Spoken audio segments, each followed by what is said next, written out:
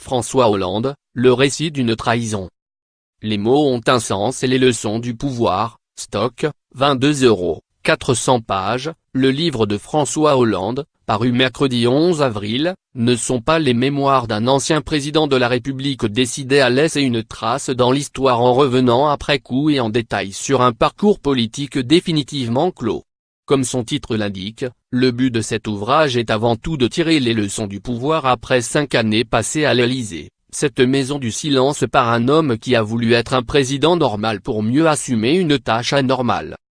Un retour en arrière et à chaud sur un quinquennat hors norme, durant lequel la gauche est revenue au plus haut du pouvoir pour la seconde fois sous la Ve République, et qui s'est terminé pour elle au plus bas, avec un président qui décide de ne pas se représenter et qui voit élu pour lui succéder à un de ses anciens jeunes conseillers.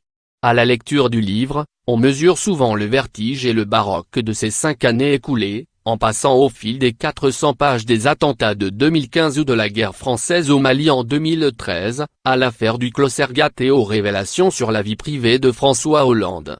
De la tragédie la plus grave à la farce la plus grotesque.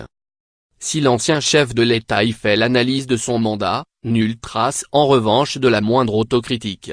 Au contraire, François Hollande vante son bilan qui avec le temps se défendra tout seul, défend ses choix économiques de la politique de l'offre et du sérieux budgétaire et juge, au final, remplit son contrat passé avec les Français en 2012.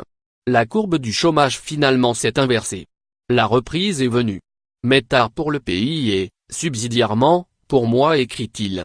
Seule concession de sa part aux critiques qui l'ont frappé durant 5 ans, notamment.